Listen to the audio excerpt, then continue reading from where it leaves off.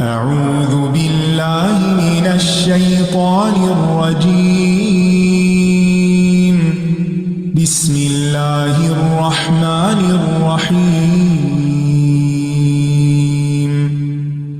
الحمد لله رب العالمين. الرحمن الرحيم. مالك يوم الدين. إياك نعبد وإياك نستعين. اهدنا الصراط المستقيم. صراط الذين أنعمت عليهم غير المغضوب عليهم ولا الضالين.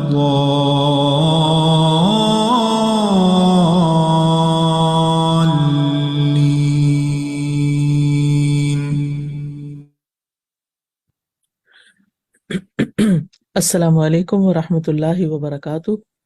وعلیکم السلام ورحمۃ اللہ وبرکاتہ۔ کیا حال ہے سب کا؟ الحمدللہ۔ الحمدللہ، آپ کا کیا حال ہے؟ الحمدللہ، شکر اللہ کا۔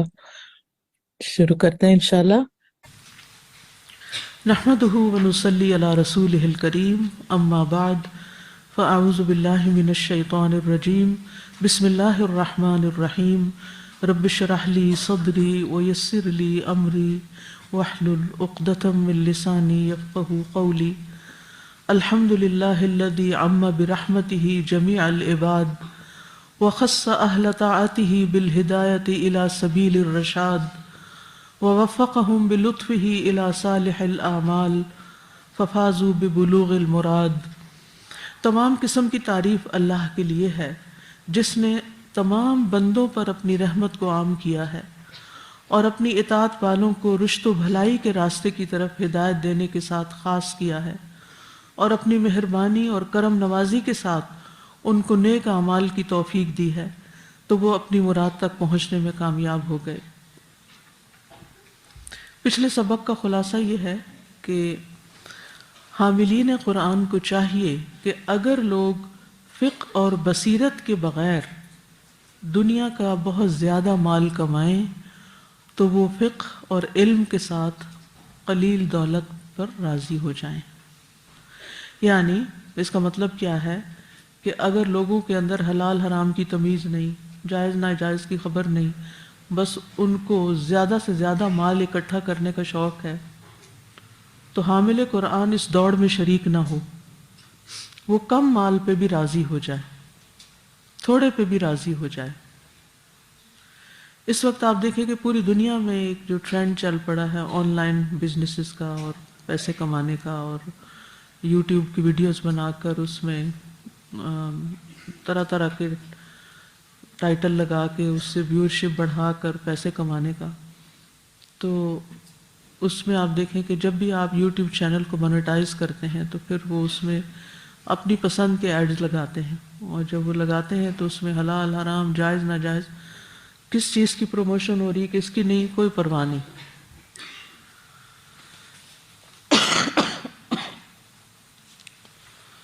تو حاملین قرآن دوسروں کی دیکھا دیکھی ایسے ہتھ کنڈے اور ایسے حربے استعمال نہیں کرتے پیسے کمانے کے، بلکہ وہ حلال اور جائز طریقے سے ہی اپنی آمدنی میں اضافہ کرتے ہیں، چاہے وہ تھوڑی کیوں نہ ہو۔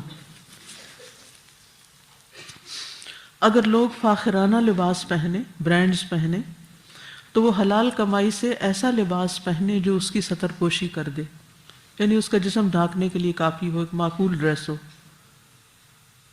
وہ اپنی وسعت اور حیثیت کے مطابق خرچ کرے اور میانہ روی اختیار کرے، قلیل دنیا پر قناعت کرے اور اس بات سے ڈرے کہ دنیا اسے سرکش نہ بنا دے۔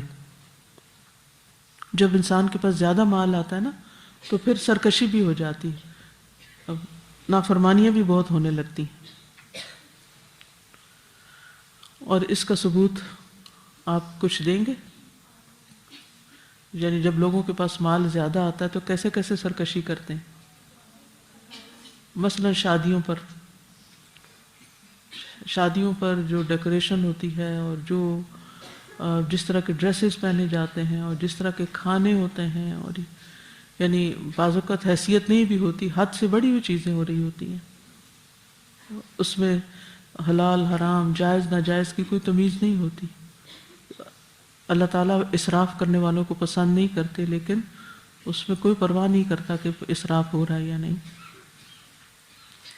وہ قرآن و سنت کے واجب احکام کی پیروی کرے، علم کی بنا پہ کھائے اور پیے، اور علم کی بنیاد پر لباس پہنے، یعنی حلال کو اپنائے اور حرام سے بچے، اور شرعی آداب کا خیال رکھے۔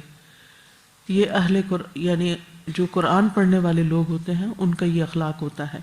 آج ہم پڑھیں گے پیج نمبر 28 سے، وَيَنَامُ بِعِلْمٍ وَيُجَامِعُ أَهْلَهُ بِعِلْمٍ وَيَصْحَبُ الْإِخْوَانَ بِعِلْمٍ يَزُورُهُمْ بِعِلْمٍ وَيَسْتَأْذِنُ عَلَيْهِمْ بِعِلْمٍ يُجَابِرُ جَارَهُ بِعِلْمٍ۔ اور علم شرعی کی بنیاد پر سوئے، نیند لے، یعنی سوتے ہوئے بھی علم کے تقاضوں کو ملحوظ رکھے، اور علم شرعی کی بنیاد پر اپنی بیوی سے صحبت کرے، یعنی ہسبینڈ وائف کا جو ریلیشن شپ ہے، فزیکل ریلیشن شپ، وہ بھی علم شرعی کی بنیاد پر ہو، کیونکہ اس میں بھی آپ دیکھیں نا کہ خواتین کو کس قدر مشکلات کا سامنا کرنا پڑ رہا ہے۔ جب بے حیائی بہت عام ہو چکی ہے تو مرد حضرات اپنی بیویوں سے بھی وہ تقاضے کرتے ہیں جو فاحشہ عورتیں مردوں کو مہیا کرتی ہیں، اور علم شرعی کی بنیاد پر اپنے بھائیوں کے ساتھ مل جل کر رہے، اور علم شرعی کی بنیاد پر ان سے ملاقات کرے، اور علم شرعی کے مطابق ان سے اجازت طلب کرے، یعنی ان کے گھر داخل ہونے کی، اور علم شرعی کی بنیاد پر اپنے پڑوسی کے ساتھ پڑوسی بن کر رہے۔ یہ شرعی کا جو ہے یہ میں نے اضافہ کیا ہے، کیونکہ خالی علم کی بنا پر نہیں، اگر ہم اس کو یہاں پر صرف یہ کہنا کہ علم کی بنیاد پر ایسا کرے اور علم کی بنیاد پر، تو اس میں پھر ہر طرح کے علوم شامل ہو جاتے ہیں۔ تو یہاں مراد کون سے علوم ہیں؟ شرعیت کے علوم، جس میں شریعت نے ہماری رہنمائی کی ہے کہ ہمیں کیا کرنا چاہیے۔ تو سب سے پہلے وہ کہتے ہیں وَيَنَامُ بِعِلْمٍ، علم کی بنیاد پر سوئے، علم کے ساتھ سوئے، یعنی سونے کے آداب اور سنتوں کا خیال رکھے، یعنی جب وہ اپنے بستر پر جائے تو نیند سے متعلق نبی صلی اللہ علیہ وسلم سے جو منقول سنت ہے اس کی پیروی کرے، ایسے طریقے پر نہ سوئے جس سے منع کیا گیا ہے۔ وہ کون سا طریقہ ہے؟ الٹا سونا، ٹھیک ہے نا؟ بعض لوگ منہ کے بل سوتے ہیں، اگر بچپن سے عادت پڑ گئی ہے تو اب کیا کرنا چاہیے، پتہ چل جائے، کیونکہ نبی صلی اللہ علیہ وسلم نے ایک شخص کو جو الٹا سویا ہوا تھا اس کو پاؤں سے ٹکورا اور کیا کہا کہ یہ جہنم والوں کا سونا ہے۔ تو اس لیے اپنی عادت کو بدلنا چاہیے، ٹھیک ہے؟ پھر اسی طرح نیند کے وظائف، یعنی سونے سے پہلے جو دعائیں پڑھنی چاہیے، اذکار، آداب، ان کی حفاظت کرے، تو اس طرح اس کا سونا بابرکت ہوگا اور سنت کی پیروی پر قائم ہوگا۔ اب وہ رات کو 6 گھنٹے یا 8 گھنٹے سو رہا ہے تو یہ سارا سونا کیا بن جائے گا؟ عبادت بن جائے گا، سونا بن جائے گا، ٹھیک ہے؟ یعنی جیسے سونے کی ویلیو ہوتی ہے نا، تو ایسے ہی اس کے سونے کی بھی ویلیو ہے، یعنی وہ اس میں بھی کمائی کر رہا ہے۔ تو سونے کے آداب میں چند باتیں میں یاد دہانی کرا دیتی ہوں۔ سب سے پہلے بستر جھاڑ کے سونا۔ آپ میں سے کون کون جھاڑتا ہے؟ ماشاءاللہ سبھی جھاڑتے ہیں، ویری گڈ۔ کس طرح جھاڑتے ہیں؟ کس چیز سے جھاڑتے ہیں؟ دوپٹے کے پلو سے، ٹھیک ہے، ہاتھوں سے تو نہیں جھاڑتے، یا سرہانہ تو اٹھا کے نہیں اس کو ادھر ادھر، ٹھیک ہے ٹھیک ہے، بہت اچھی بات ہے۔ نبی صلی اللہ علیہ وسلم نے فرمایا جب تم میں سے کوئی شخص اپنے بستر پر لیٹے تو اسے چاہیے کہ وہ پہلے اپنا بستر اپنے ازار کے کنارے سے جھاڑ لے، یعنی تہبند کے کنارے سے، کیونکہ وہ نہیں جانتا کہ اس کی بے خبری میں کیا چیز اس پر آ گئی ہے۔ پھر دائیں کروٹ پر سونا اور وضو کر کے لیٹنا۔ ساری رات اگر کوئی وضو کر کے سوتا ہے تو اس سے کیا ثواب ملتا ہے، کیا فائدہ ہوتا ہے؟ ساری رات ایک فرشتہ اس کے ساتھ رات گزارتا ہے اور اس کے لیے دعائیں کرتا ہے کہ اللہ اس کو بخش دے. پھر دایاں ہاتھ دائیں گال کے نیچے رکھنا. نبی صلی اللہ علیہ وسلم اپنے ہاتھ کا تکیہ بناتے تھے اور دایاں ہاتھ دائیں گال کے نیچے رکھ کے سوتے تھے. پیٹ کے بل نہیں لیٹنا. پھر یہ کہ اللہ کا ذکر کرنا ہے. نبی صلی اللہ علیہ وسلم نے فرمایا جو آدمی اپنے بستر پر آئے لیکن اللہ کا ذکر نہ کرے تو وہ بھی اس کے لیے باعث حسرت ہوگا. قیامت کے دن یا قبر میں بھی انسان اپنا اعمال نامہ دیکھے گا تو وہ شرمندہ ہوگا، حسرت کرے گا، کاش میں اس رات بغیر ذکر کے نہ سویا ہوتا. تو ذکر کے بغیر نہیں سونا. سوتے وقت کی دعائیں پڑھنا، آیت الکرسی پڑھنا، سورۃ البقرہ کی آخری 2 آیات، سورۃ الکافرون، معوذات، تسبیحات فاطمہ، ان چیزوں کی پابندی کرنی. اور جب لیٹ جائیں تو پھر دائیں رخسار کے نیچے دائیں ہاتھ رکھ کے اللہم بسمک اموت و احیا. اسی طرح کچھ اور دعائیں بھی ہیں. آپ کے پاس وہ کتاب ہے سونے جاگنے کے آداب اس کا، جی اس کو بار بار پڑھتے رہیں. اور ایپ بھی ہے فون کے اندر، اس کی ایپ میں بھی یہ ساری دعائیں موجود ہیں. میں تو روزانہ ایپ پر ہی پڑھتی ہوں تاکہ کوئی چیز مس نہ ہو جائے. پھر سورت، کون سی سورت؟ الملک اور سورت السجدہ کا پڑھنا. نبی صلی اللہ علیہ وسلم اس وقت تک نہیں سوتے تھے جب تک یہ 2 سورتیں نہ پڑھ لیتے. اب یہ ہے کہ سورت الملک تو بہت سارے لوگوں کو زبانی یاد ہوتی. کتنے لوگوں کو یاد ہے زبانی؟ او ماشاءاللہ کافی لوگوں کو یاد ہے. جن کو نہیں یاد وہ بھی یاد کر لیں کیونکہ پھر انسان آسانی سے پڑھ لیتا ہے. اور سورت سجدہ تو ماشاءاللہ آج کل آپ یاد کر ہی رہے ہیں، ٹھیک ہے. اور اس میں آپ اٹینٹو ہو کے بیٹھا کریں اور پوری کوشش سے یاد کر لیں کیونکہ جو سورت زبانی یاد ہو جاتی ہے نا وہ انسان چلتے پھرتے بھی پڑھ لیتا ہے. جیسے تیاری کر رہا تھا نا رات سونے کی، تو انسان میں تو جو ہی عشاء کی نماز کا سلام پھیرتی ہوں اور کھڑے ہوتے ہی تبارک الذی شروع کر دیتی اور چیز پانی رکھ یہ کر وہ کر، اتنی دیر میں سورت پوری ہو جاتی ہے. اسی طرح اگر سورت سجدہ بھی زبانی یاد ہو تو انسان گھر کے کام کاج کرتے ہوئے بھی جو آخری کام ہوتے ہیں، کیونکہ سونے کا جب ارادہ کرتا ہے انسان تبھی یہ صورتیں پڑھنی چاہیے. پھر وہ کہتے ہیں وَيُجَامِعُ أَهْلَهُ بِعِلْمٍ، اپنے اہل یعنی بیوی کے ساتھ علم کے ساتھ مباشرت کرے. یعنی مباشرت میں بھی آداب کی حفاظت کرے اور ان چیزوں سے حفاظت کرے جس سے شریعت نے منع کیا ہے. مثلا پیریڈز کی حالت میں فزیکل ریلیشن شپ منع ہے. اسی طرح غیر فطری راستے سے، دبر کے راستے سے، یا اورل سیکس کا بہت رواج ہو گیا ہے. یہ ساری چیزیں جو ہیں یہ شریعت کے خلاف ہیں، تو ان سے پرہیز کرنا چاہیے. پھر دعا بھی پڑھنی چاہیے تاکہ اگر اولاد اللہ دے اس تعلق کے نتیجے میں تو وہ شیطان سے محفوظ رہے. اللہم جنبنا الشیطان و جنب الشیطان ما رزقتنا. حدیث میں آتا ہے کہ اگر ان کی اس باری میں بچہ مقدر ہوا تو شیطان اسے کبھی نقصان نہیں دے سکے گا. پھر وہ کہتے ہیں وَيَصْحَبُ الْإِخْوَانَ بِعِلْمٍ يَزُورُهُمْ بِعِلْمٍ، یعنی اپنے بھائیوں یعنی دوستوں کے ساتھ علم کے ساتھ دوستی رکھے. یعنی دوستی کے بھی آداب ہیں اور دوستی بھی علم کی بنیاد پر ہونی چاہیے اور علم کی بنیاد پر ہی ان سے میل ملاقات کرنی چاہیے. یعنی ساتھی بنانے، دوست کس کو بنانا چاہیے؟ کس کو دوست بنانا چاہیے؟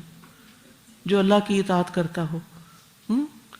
حدیث میں آتا ہے نا کہ انسان اپنے دوست کے دین پر ہوتا ہے تو اسے چاہیے. المرء علی دین خلیلہ فلینظر من یخالل، کہ انسان دیکھے کہ وہ کس سے خلت یا دوستی رکھ رہا ہے. اور پھر یہ ہے کہ جب انسان کسی کو دوست بناتا ہے تو پھر اس کی میل ملاقات بھی کرتے ہیں. آپ لوگ بھی کرتے ہیں میل ملاقات؟ جب یہاں سے گھر جاتے ہیں تو کیا کرتے ہیں؟ اپنے پچھلی دوستوں کو ملتے ہیں کہ کوئی نہیں ملتے؟ ان کو بھلا دیا بے وفائی کی. اب تو ہم الہدا والے ہو گئے ہیں تو ان سے ملا کریں، ٹھیک ہے. اور ان کے ساتھ علم شیئر کیا کریں اور ان کو بھی دعوت دیں کہ وہ بھی کیا کریں، وہ بھی قرآن پڑھیں، وہ بھی ترجمہ سیکھیں اگر وہ یہاں نہیں آ سکتے تو جہاں جس شہر میں ہے وہاں اگر کوئی برانچ ہے، کوئی ٹیچر ہے، کچھ بھی ہے، کیونکہ دوستی کا بھی ایک حق ہوتا ہے نا. اور پھر یہ ہے کہ اللہ کی خاطر ملاقات کریں. ابو ہریرہ کہتے ہیں کہ ایک شخص اپنے بھائی سے ملنے کے لیے گیا جو دوسری بستی میں تھا، تو اللہ تعالیٰ نے اس کے راستے پر ایک فرشتے کو انتظار کے لیے مقرر کر دیا. جب وہ شخص اس فرشتے کے سامنے آیا تو اس نے کہا کہاں جانا چاہتے ہو؟ اس نے کہا میں اپنے ایک بھائی کے پاس جانا چاہتا ہوں جو فلاں بستی میں رہتا ہے. اس نے پوچھا کیا تمہارا اس پر کوئی احسان ہے جسے مکمل کرنا چاہتے ہو؟ اس نے کہا نہیں، بس مجھے صرف اس کے ساتھ اللہ کی خاطر محبت ہے. اس نے کہا تو میں اللہ ہی کی طرف سے تمہارے پاس بھیجا جانے والا قاصد ہوں، یعنی مجھے یہاں اللہ نے بھیجا ہے، اور اللہ تعالیٰ کو بھی تمہارے ساتھ اسی طرح محبت ہے جس طرح اس کی خاطر تم نے اپنے اس بھائی سے محبت کی ہے. کتنا بڑا اجر و ثواب ہے. یعنی جب آپ گھر جائیں اور اپنی دوست کو ملنے کے لیے اس کے گھر جائیں تو پھر آپ کے ذہن میں کیا ہونا چاہیے کہ میں اللہ کی خاطر ملاقات کرنے کے لیے جا رہی ہوں، اور اس کا اتنا بڑا اجر و ثواب ہے. اور یہ صحیح مسلم کی حدیث ہے. اور پھر ملاقات کے آداب میں ملاقات کے شروع میں کیا کرنا چاہیے؟ السلام علیکم ورحمۃ اللہ. ٹھیک ہے، سلام کرنا ہے. اب کیا رواج ہو گیا دوستوں کو ملاقات کرتے ہوئے؟ ہاں، ہیلو ہائے مسلمان بھی کرنے لگ گئے ہیں. کس قدر افسوس کی بات ہے. اللہ نے ہمیں سلامتی والا پیغام دیا اور ہم ہیل والی بات کرنے لگ گئے. ہیلو ہیل سے ہے نا، اور ہائے کس سے ہے؟ ہائے ہائے سے. یعنی بیکار سے لفظ ہے نا، فائدہ کوئی نہیں. لہٰذا بہت ضروری ہے کہ ہم السلام علیکم یا السلام علیکم ورحمۃ اللہ سے بات کریں، اور اس میں کبھی شرمندگی محسوس نہ کریں. کیوں؟ شرمندہ کس کو ہونا چاہیے؟ جو غلط کام کر رہا ہے. جو شخص ایک فائدے کا کام کر رہا ہے اس کو کبھی شرمندہ نہیں ہونا چاہیے. اور اگر آپ صرف السلام علیکم کہیں گے 10 نیکیاں، پھر رحمت اللہ کہیں گے تو 20 نیکیاں، اور برکاتہ کہیں گے تو 30 نیکیاں. ٹھیک ہے نا. اور پھر ملاقات کے ساتھ مصافحہ بھی کرنا چاہیے، ہاتھ بھی ملانا چاہیے. لیکن ایک بات ہے کہ ملاقات کے دورانیے کا خیال رکھنا چاہیے. بہت لمبی ملاقات نہیں کرنی چاہیے. کیوں؟ کیونکہ دوسرا بیزار ہو جاتا ہے، اس کے کئی کام ہو سکتے ہیں. نہ تو اتنی تشنا ملاقات ہو کہ دوسرے کا دل ہی نہ بھرے، اور نہ اتنی لمبی ہو کہ دوسرا اکتا جائے کہ یہ کب جائے گا، جان بلائے جان بنا ہوا. اور اس کی دلیل کیا ہے؟ فَإِذَا طَعِمْتُمْ فَانْتَشِرُوا وَلَا مُسْتَأْنِسِينَ لِحَدِيثٍ، کہ جب کھانا کھا چکو تو منتشر ہو جاؤ اور بیٹھے نہ رہو اس حال میں کہ باتوں میں دل لگانے والے ہو. باتوں میں دل نہیں لگانا چاہیے کہ پھر انسان اٹھنے کا نام ہی نہ لے. پھر کسی کے گھر جائیں تو ادھر ادھر نظریں نہیں گھمائیں، لغو گفتگو سے اجتناب کریں. اچھا ہوتا پتہ کیا ہے، ہم دوسرے کے گڈ بکس میں آنے کے لیے بعض اوقات فضول قسم کے مذاق کرتے ہیں، فضول قسم کی باتیں کرتے ہیں. تو اب آپ اہل القرآن ہیں، آپ دوسرے لوگوں کی طرح نہیں ہیں، تو آپ نے یہ نہیں کرنا کہ ان کے اندر فٹ ہونے کے لیے ان جیسی باتیں شروع کر دیں. پھر اسی طرح بے جا تبصروں سے اجتناب کرنا ہے. کوئی جا رہا ہے تو اس پہ تبصرہ، کوئی بیٹھا ہے تو اس پہ تبصرہ، کوئی، تو ان چیزوں سے بھی گریز کرنا ہے. وَيَسْتَأْذِنُ عَلَيْهِمْ بِعِلْمٍ، اور ان سے علم کے ساتھ اجازت لے، یعنی اجازت لینے کے بھی آداب سیکھے جب کسی کے گھر میں ملاقات کے لیے جائے. نبی صلی اللہ علیہ وسلم نے فرمایا جو سلام نہ کرے اسے اجازت مت دو. یعنی اگر کوئی ایسے ہی دھم کر کے گھر کے اندر داخل ہو گیا ہے تو اس کو تم واپس بھی بھیج سکتے ہو. اور پھر یہ کہ دروازہ نوک کرنا چاہیے، اپنا نام بتانا چاہیے، کیا میں اندر آ سکتا ہوں. ٹھیک ہے. اور اجازت کے بغیر کسی کے گھر میں داخل نہیں ہونا چاہیے. جھانکنے کی بھی ممانعت ہے، اور دروازے کے سامنے کھڑے ہو کے اجازت نہیں لینی چاہیے. اور اگر کوئی معذرت کر دے کہ اس وقت ذرا میں ملاقات نہیں کر سکتا تو کیا کرنا چاہیے؟ خوشی خوشی واپس چلے جانا چاہیے، مائنڈ نہیں کرنا چاہیے. وَإِن قِيلَ لَكُمُ ارْجِعُوا فَارْجِعُوا هُوَ أَزْكَىٰ لَكُمْ.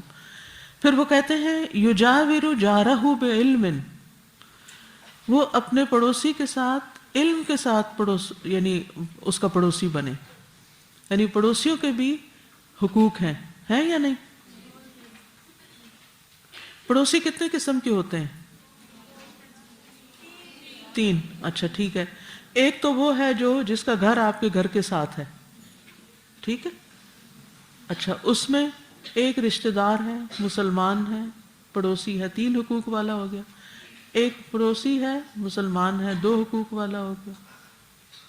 اور ایک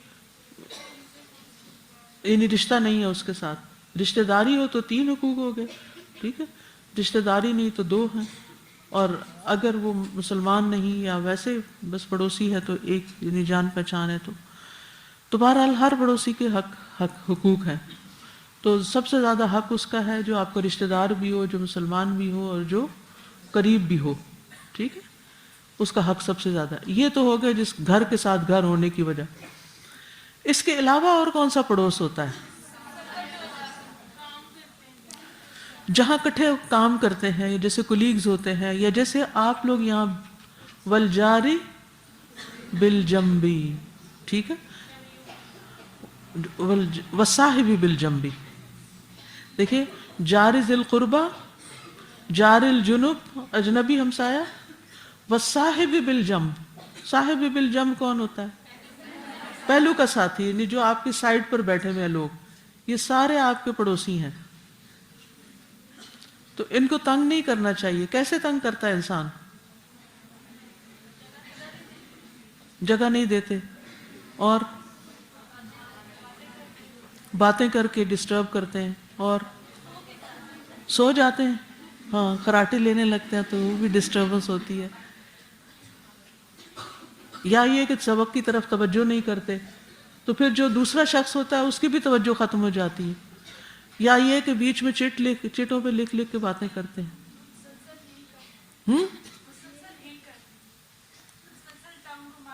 ہاں، مسلسل ٹانگ ہلانا. کچھ لوگ بیٹھے ہوتے ہیں ٹانگ ہلاتے رہتے ہیں. اب دوسرا شخص جو ہے وہ لکھ نہیں پا رہا، پڑھ نہیں پا رہا آپ کی ٹانگ ہلانے سے. اس سے بھی بچنا چاہیے. اور کس چیز سے بچنا چاہیے؟ جی ہاتھ کھڑا کر کے بولے.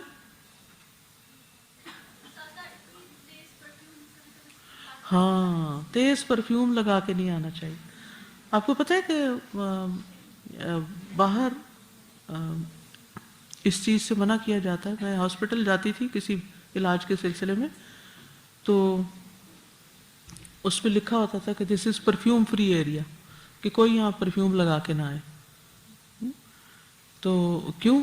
اس لیے کہ بعض لوگوں کو الرجی ہوتی ہے، بعض لوگوں کو چکر آ جاتا ہے، اور بیماروں کی تو ویسے ہی کمزوری ہوتی ہے نا، تو مشکل ہوتا ہے. تو اس لیے اور پھر خاص طور پہ گھٹیا قسم کے بعض اوقات پرفیوم ہوتے ہیں، اور پھر نہائے بغیر پرفیوم لگا لیتے ہیں. تو یہ ساری چیزیں بہت زیادہ اذیت دینے والی ہوتی ہیں. ان سے بھی پرہیز کرنا چاہیے. ٹھیک. پھر یہ کہ پڑوسی کی عزت کرنی چاہیے. پھر غیر مسلم پڑوسی کا بھی خیال کرنا چاہیے. کھانے پینے میں بھی پڑوسی کا خیال کرنا چاہیے. جیسے اب ہاسٹل میں مجھے نہیں معلوم آپ کا کیا سیٹ اپ ہوتا ہے، جیسے آپ لوگ کھانا کھاتے ہیں ٹیبلز پر، تو اگر ایک ڈونگے میں سالن ہے تو یہ نہیں کہ سارے کا سارا اپنے لیے الٹا لیں اور دوسرے منہ دیکھتے رہ جائیں. اس میں دیکھیں کہ دوسروں نے بھی کھانا ہے، بس اپنے آگے سے ڈال لیا، اللہ تعالیٰ اسی میں برکت ڈال دے گا. اور کیونکہ وہ شخص مومن نہیں جس کا ہمسایہ بھوکا رہے اور وہ خود پیٹ بھر کے کھا لے. اور پڑوسی کے لیے بھی وہی پسند کرنا چاہیے جو اپنے لیے پسند ہو. اور آپ کے جو رومز ہیں ایک کے ساتھ دوسرا روم، اس میں ایسا شور نہیں کرنا چاہیے مل کے کہ جس سے دوسرے لوگ ڈسٹرب ہوں. ٹھیک ہے، یاد رہیں گی یہ باتیں.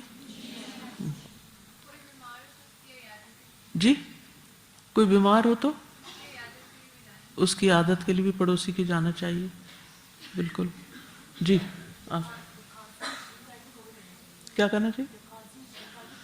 ہاں، پلیز پلیز پلیز، جس کسی کو بھی کھانسی آ رہی ہے نا، وہ کیا کرے، اپنا بازو آگے کر لے. ٹھیک ہے، منہ کھول کے نہیں کھانسی.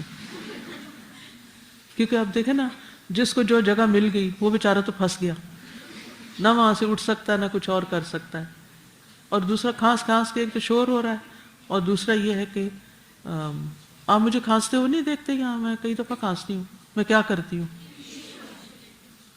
ٹیشو تو لیتی ہوں، لیکن اس کے ساتھ ایک اور کام بھی کرتی ہوں، میں نیچے جھک جاتی ہوں تاکہ جو بھی جراثیم ہے اس کے اندر ہی رہے، آپ لوگوں تک نہ پہنچے. ٹھیک ہے؟ تو اگر آپ کے پاس ٹیشو نہیں ہے، ختم ہو گئے ہیں، تو آپ اپنی چادر آگے کر لیں، بازو آگے کر لیں، لیکن یہ ہے کہ منہ کھول کے نہیں کھانسے. یہ بھی ہمسائے کے حقوق میں سے ہے.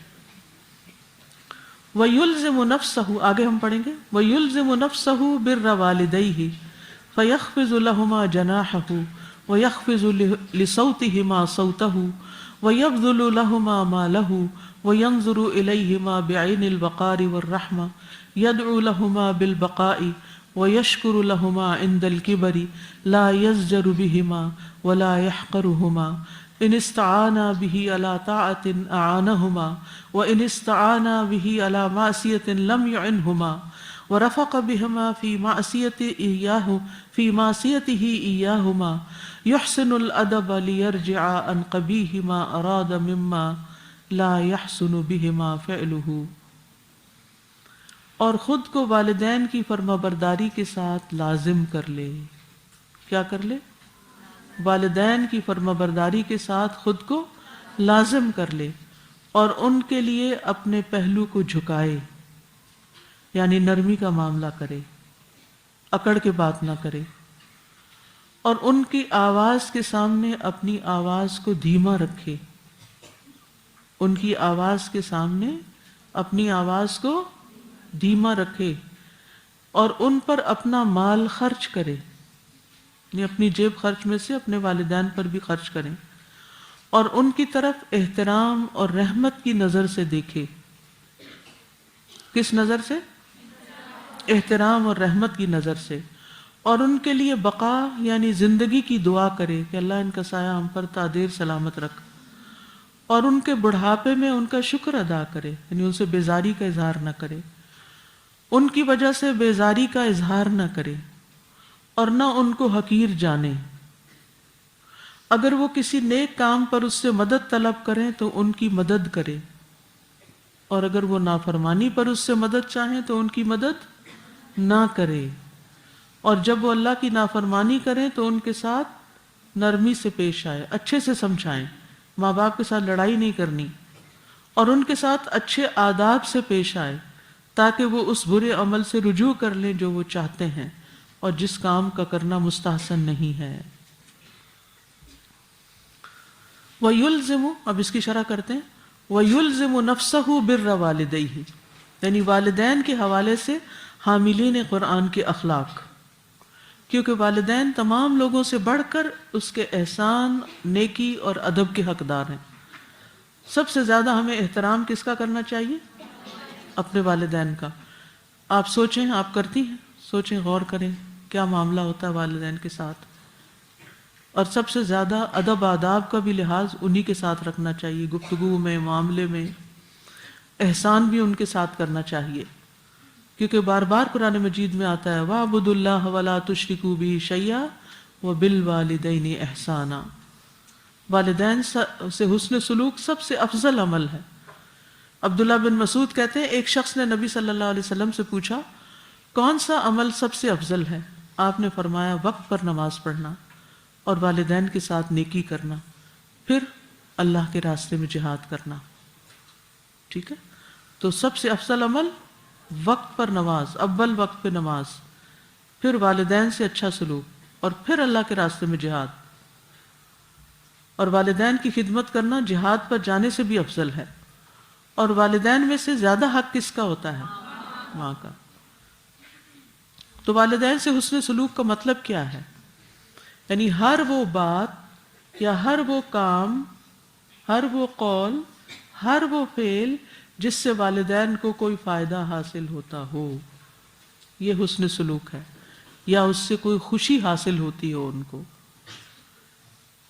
ہاں دیکھیں، دو چیزیں ہیں، قول اور فعل، ٹھیک ہے، اور فائدہ اور خوشی.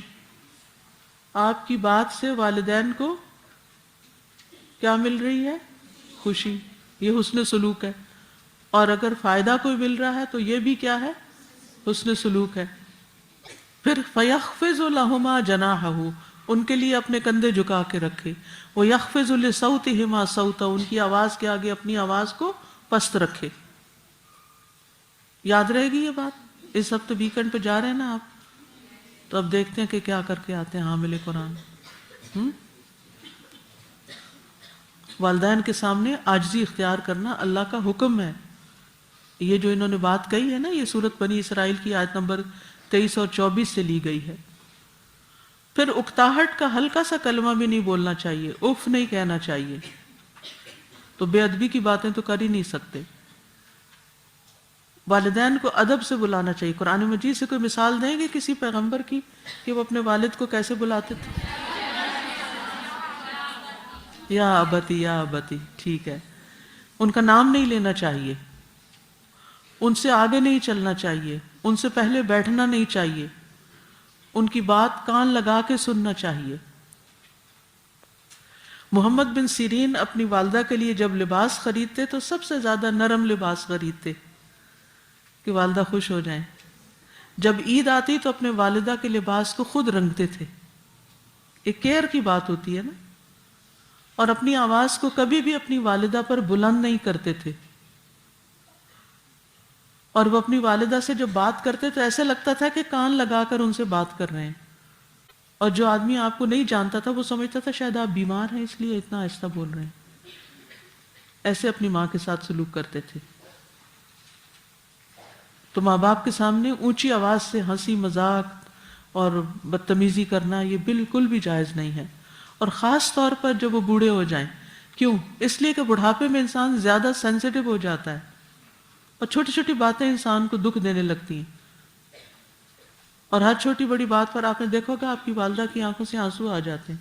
آتے؟ تو جو بڑے ہوتے جاتے ہیں ان کو نیند کم آتی ہے. تب گھر میں شور ہنگامہ نہیں کرنا چاہیے جی میں تو کچن میں کوکنگ کر رہی ہوں، وہ سو رہے ہیں تو سوتے رہیں. نہیں، ان کے سونے کا لحاظ، ان کے کھانے پینے کا لحاظ رکھنا، ان کی تھکاوٹ کا کہ کہیں ایسا زیادہ کام تو نہیں کر لیا کہ وہ تھک گئے ہوں. اور والدین کے سامنے بس کمتر غلام بن کے رہنا چاہیے. اور ان کو رلانے سے تو بالکل ہی باز رہنا چاہیے. کوئی ایسی حرکت نہیں کرنی چاہیے کہ وہ رو پڑیں. اور اگر ہو چکا ہے، ہم سب انسان ہیں، ہم سب سے والدین کے حق میں غلطیاں ہوتی ہیں.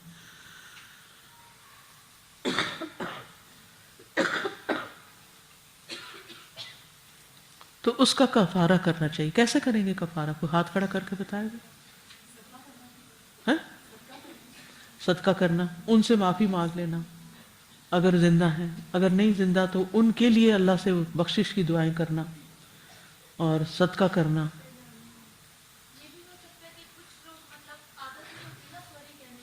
ہاں بالکل، یعنی ضروری نہیں ہوتا کہ لفظ سوری بولا جائے، لیکن یہ کہ ہم ویسے اپنے قول اور فعل سے ان کے ساتھ حسن سلوک کریں، اچھے سے بات کریں کہ ان کا دل خوش ہو جائے. بس اصل مقصد یہ ہے.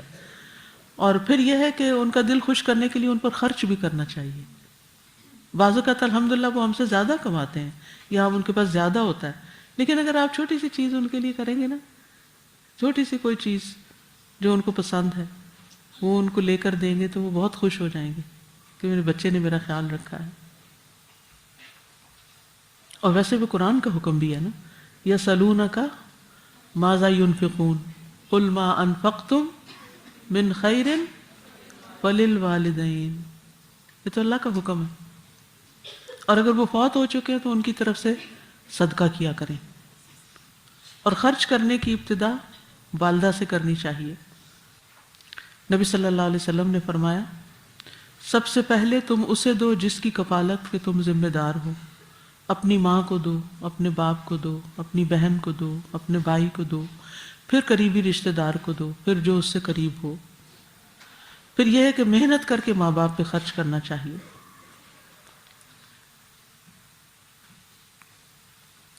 ایک سلف صالحین میں ایک ہے کہمس، وہ پینٹ کے مسالے بنانے والے کارخانے میں کام کرتے تھے اور اس کے بدلے میں ان کو 1/3 درہم ملتا تھا. جب شام ہوتی تو وہ اس سے پھل خریدتے، پھر اپنی والدہ کو پیش کرتے، یعنی محنت کر کے کمائی کر کے ان کے لیے ان کو کچھ خرید کر دیتے.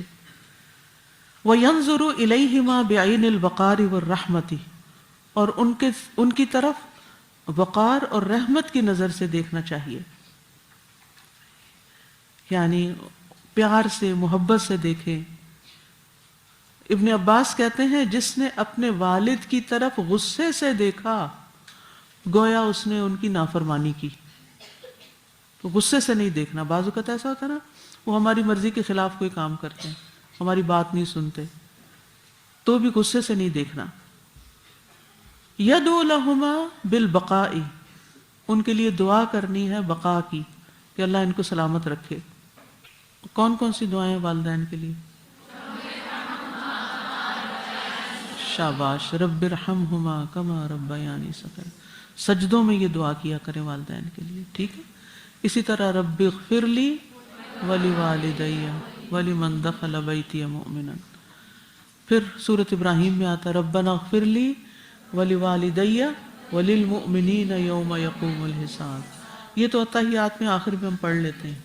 اور رب اغفر لی ولوالدی یہ بھی سجدے میں پڑھ سکتے ہیں، اور رب ارحمہما بھی، اور ویسے بھی کسی اور موقع پر بھی.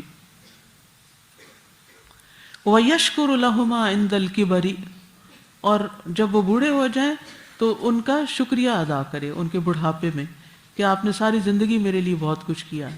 لا يزجر بہما، ان سے بیزار نہ ہوں، یعنی والدین کے بڑھاپے میں ان سے بیزاری نہ دکھائیں، ان کی خدمت کر کے جنت کمائیں. ولا يحقرهما، ان کو حقیر نہ سمجھیں. بعض بچے زیادہ پڑھ جاتے ہیں نا، بڑی بڑی ڈگریاں لے لیتے ہیں، پھر کیا سمجھتے ہیں اپنے ماں باپ کو؟ بے وقوف. آپ کو نہیں پتا، یو ڈونٹ نو. یا وہ کوئی بات کریں گے تو ہنس پڑیں گے، دیکھو یہ کیسی اپنے دوسرے بہن بھائیوں کو دیکھ کے، دیکھو کیسی بے وقوفی کی بات کر رہے ہیں، ان کو نہیں پتا، ان کو نہیں.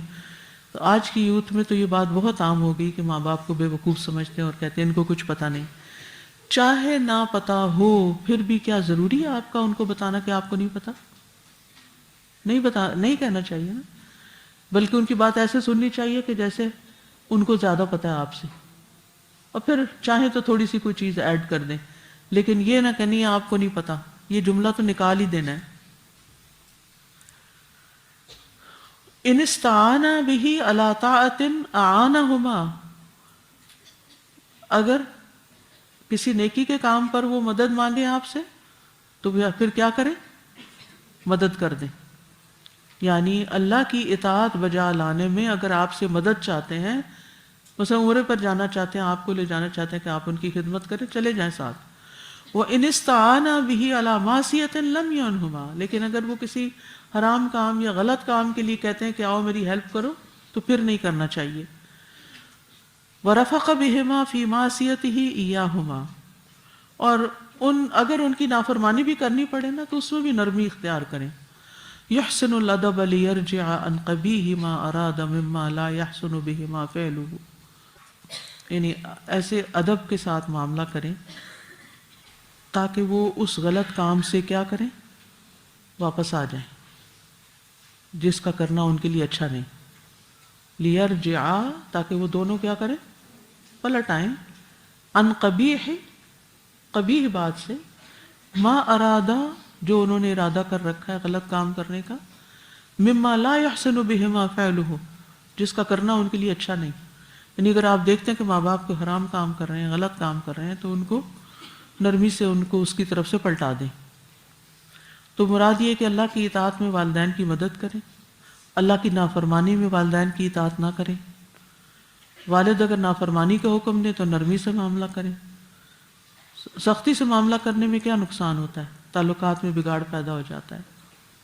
اور نافرمان والدین سے حسن سلوک چھوڑنا نہیں چاہیے، ان کے حقوق ادا کرتے رہنے چاہیے، ان کے ساتھ حسن صحبت کرتے رہنا چاہیے، اور مشرک والدین سے حسن سلوک کرنا چاہیے، چاہے وہ نہ بھی دین پر ہوں پھر بھی ان کے ساتھ اچھا سلوک کرنا چاہیے. جیسے حضرت اسما بنت ابی بکر کی والدہ آئی تھی جو مشرکہ تھیں، آپ سے مدد چاہتی تھی، تو نبی صلی اللہ علیہ وسلم نے کیا فرمایا؟ صلی امہ کی، اپنی والدہ سے اس نے سلوک کرو۔ آج کے لیے اتنا ہی کافی ہے۔ سبحانک اللہم و بحمدک، اشہد ان لا الہ الا انت، استغفرک و اتوب الیک۔ السلام علیکم و رحمۃ اللہ وبرکاتہ۔